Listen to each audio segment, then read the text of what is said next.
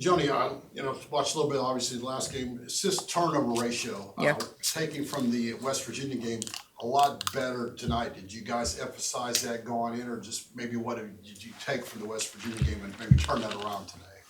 I mean, we had 20 turnovers against West Virginia, and that's not what hurt us. What hurt us was not rebounding the basketball. Obviously, we don't want 20 turnovers. We knew they forced 32, right? So to go to West Virginia and shoot 52% from the field and not come away with a win, I thought we were stingy defensively at times, but every time we had a breakdown, they made us pay for it. And I just didn't think we rebounded the ball very well. Our highest rebounder had 4, and that's just unacceptable. So I thought the third quarter is what really stood out to me in terms of just not coming out and responding when they came out with a ton of energy and hit us in the mouth. And otherwise, I think we played a pretty solid game for 3 quarters. But when you're playing against a top 20 team, you've got to put 4 quarters together. And so that's what we took from it is the first 4 minutes of a quarter did us in, and we couldn't recover from it. And we're going to go play teams of that caliber for the remainder of our schedule. And so how do we put 4 quarters together?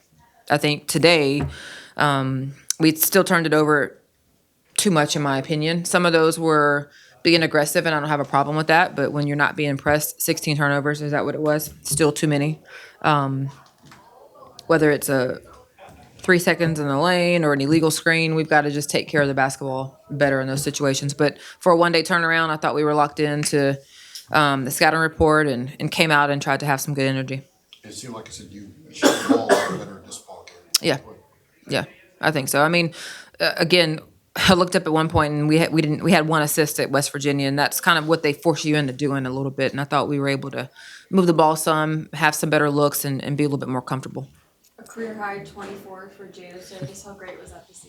I mean, again, we've talked about it. We talked about how hard she's worked to get herself back. Jada's capable of that, and I thought we did a really good job of finding her. We knew we were going to have a size advantage, and I thought she did a really good job of running the floor, doing her work early, and she had a ton of no-move needed scores. That's what we call when she can just catch it and turn, and that means she's got deep positions. She's done her work early, and we found her. I mean, what was the biggest difference offensively between the second and third quarter, just to be able to pull away a little bit? I think we were intentional about getting the ball inside. I think we let our defense dictate some things for us. We were able to get out in transition and get some steals and score in the open court. And then when they turned it over, we were able to convert some of those turnovers into points.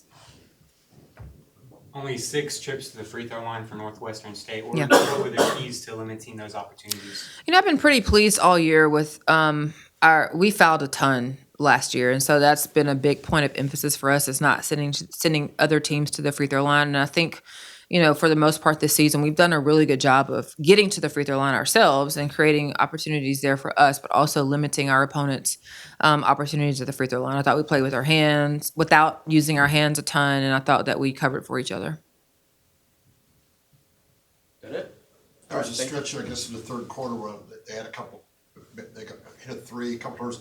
But it looked like you answered back, getting back to what you said about, having the whole 4 quarters. Were you a little more pleased about even when they looked like they might get in the game, you seemed to stem the tide right?